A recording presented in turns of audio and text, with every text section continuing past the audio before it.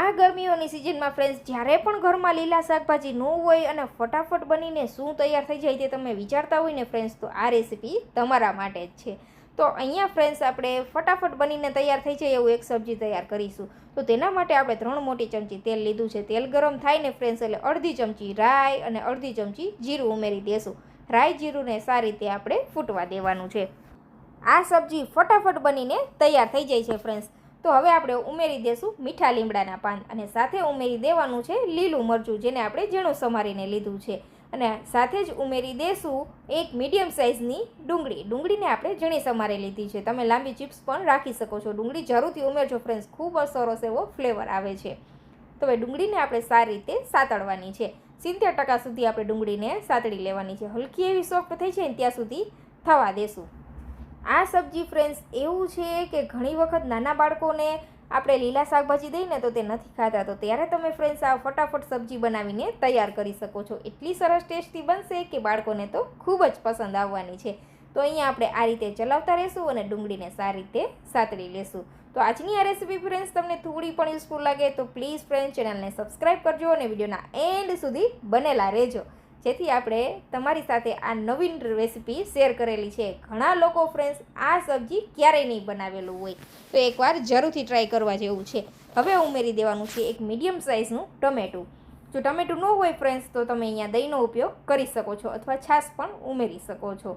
આ રીતે ડુંગળી ટમેટાં ઉમેરવાથી સબ્જીનો ટેસ્ટ અલગ આવે છે, એટલે જરૂરથી ઉમેરજો. પણ જો ન હોય ડુંગળી ટમેટાં તો ફ્રેન્ડ્સ તમે ડાયરેક્ટ મસાલા પાણી સાથે મિક્સ કરીને પણ વઘાર કરીને આ સબ્જી તૈયાર કરી શકો છો. ખૂબ જ સરસ એવી બનીને તૈયાર થાય છે. હવે આપણે ઢાંકણ ઢાંકીને કવર કરી દઈશું, થોડી વાર માટે થવા દઈશું, જેથી ટમેટાં છે તે સારી રીતે સોફ્ટ થઈ જાય અને આપણું સબ્જી ફટાફટ બનીને તૈયાર થાય. તો હવે આ રીતે ફ્રેન્ડ્સ આપણે વચ્ચે વચ્ચે ટમેટાને મિક્સ પણ કરતા રહીશું, જેથી તળિયે ચોટી ન જાય. અહીંયા ફ્રેન્ડ્સ તમારે જો આદુ મરચાંની પેસ્ટ ઉમેરવી હોય અથવા આદુ મરચાં ઉમેરવા હોય તો તે પણ ઉમેરી શકાય છે. મેં અહીંયા નથી ઉમેરેલા, તમને પસંદ હોય તો તમે સાથે ઉમેરી શકો છો. ઘણી વખત ફ્રેન્ડ્સ ફટાફટ આપણે ઉતાવળ હોય અને ઘરમાં લીલા શાકભાજી પણ ન હોય, ત્યારે ફ્રેન્ડ્સ તમે આ સબ્જી એકવાર જરૂરથી ટ્રાય કરજો, બધાને ખૂબ જ પસંદ આવશે અને ઘરમાં પડેલી જ વસ્તુમાંથી બનીને તૈયાર થઈ જાય છે. તો હવે ટમેટાં હલકા એવા સોફ્ટ થવા લાગેલ છે ફ્રેન્ડ્સ. તો હવે તેમાં આપણે રૂટીન મસાલા કરવાના છે, જેમાં આપણે અડધી ચમચી હળદર પાવડર ઉમેરી દઈશું અને સ્વાદ અનુસાર લાલ મરચું પાવડર ઉમેરી દેવાનું છે. લીલું મરચું ઉમેરેલું છે એટલે લાલ મરચું પાવડર તમારે ટેસ્ટ કરીને ઉમેરવાનું છે. તો હવે સાથે થોડું એવું ધાણા જીરું પાવડર ઉમેરી દઈશું. સારી રીતે આ મસાલાને આપણે સાતળી લેવાના છે.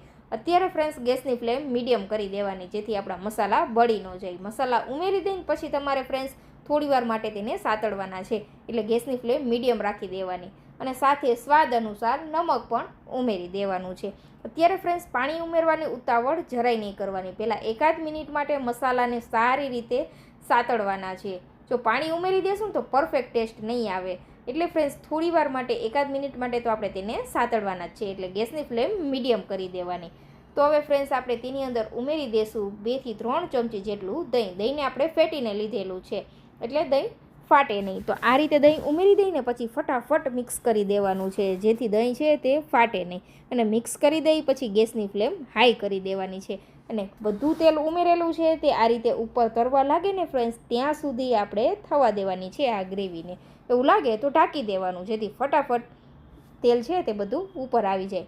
આ રીતે ઢાંકીને તમે ફક્ત 1 મિનિટ માટે થવા દેશો ને એટલે તમે ફ્રેન્ડ્સ અહીંયા જોઈ શકો છો આપણે જે કંઈ તેલ ઉમેરેલું હતું તે તેલ બધું ઉપર આવી ગયું છે અને આપણી ગ્રેવી પણ સરસ સ્મૂથ બનીને તૈયાર થઈ ગઈ છે. તમે અહીંયા જોઈ શકો છો કુકિંગ પ્રોસેસ આપણી ફટાફટ થાય છે. એટલે આ રીતે ઢાંકીને જરૂરથી ફ્રેન્ડ્સ સબ્જી સાતળજો. તો અહીંયા જોઈ શકો છો તેલ બધું ઉપર આવી ગયું છે અને ટમેટાં પણ સારી રીતે સોફ્ટ થઈ ગયા છે, એટલે ગ્રેવી સરસ એવી ઘટ્ટ થઈ ગઈ છે. તો હવે પાણી ઉમેરવું હોય ફ્રેન્ડ્સ તો ઉમેરી શકાય છે. ગમે તે સબ્જી બનાવો ફ્રેન્ડ્સ, આ નહીં, થોડી વાર માટે તમે તેને સારી રીતે સાતળશો ને એટલે તેનો ટેસ્ટ અલગ જ આવશે. તમે જરૂરથી ફ્રેન્ડ્સ એકવાર ટ્રાય કરજો. તો હવે આપણે તેમાં ગ્રેવી માટે પાણી ઉમેરી દઈશું. જો તમારે સબ્જી તરત સર્વ કરવું છે તો પાણી ઓછું ઉમેરવાનું અને સબ્જી તમે થોડી વાર રાખી અને પછી સર્વ કરવાનો છો 20-25 મિનિટ કે કલાક, તો તમારે ફ્રેન્ડ્સ થોડું એવી ગ્રેવી વધારે રાખવાની. તેને લીધે શું થશે ફ્રેન્ડ્સ, સબ્જીની થિકનેસ છે તે પરફેક્ટ રહેશે. હવે આ રીતે ગ્રેવીમાં બોઇલ આવી જાય ને ફ્રેન્ડ્સ, પછી તેની અંદર આપણે ઉમેરી દેવાના છે પાપડી ગાંઠિયા. આ પાપડી ગાંઠિયાને આપણે ક્રશ કરીને ઉમેરવાના છે. આપણે ગાંઠિયાની સબ્જી તો બનાવતા હોઈએ છીએ, પણ ઘણી વખત ઘણા લોકોને પસંદ નથી આવતી ફ્રેન્ડ્સ. તો એકવાર તમે આ રીતે પાપડી ગાંઠિયાની સબ્જી જરૂરથી ટ્રાય કરજો, બધાને ખૂબ જ પસંદ આવશે. જે કાંઈ મોટી પાપડી હોય ને તેને આપણે ક્રશ કરીને લેવાની, એટલે આ રીતે મીડિયમ રાખવાની, સાવ ભૂકો નહીં કરી નાખવાનો. આ રીતના મીડિયમ એવી જ રાખવાની છે, જેથી ખૂબ જ સરસ એનો દેખાવ આવે અને ટેસ્ટ આવે. ગાંઠિયા ઉમેરી દઈએ પછી તરત બંધ કરી દેવાનો ગેસ, કારણ કે આપણે નાયલોન પાપડી લીધી છે તે સરસ એવી સોફ્ટ થઈ જાય છે આ રીતે વરાળની અંદર જ. એટલે ગેસની ફ્લેમ બંધ કરી દેવાની અને ઢાંકીને થોડી વાર માટે રહેવા દેવાની, એટલે સરસ એવી સબ્જી બનીને તૈયાર થઈ જશે. ગરમા ગરમ સબ્જીને ફ્રેન્ડ્સ તમે સર્વ કરો, અને જો તમે રાખવાના હોય તો થોડી એવી ગ્રેવીની અંદર પાણીની માત્રા વધારી દેવાની, તો સબ્જી બનીને તૈયાર છે ફ્રેન્ડ્સ. તો ચાલો આપણે સર્વ કરીશું.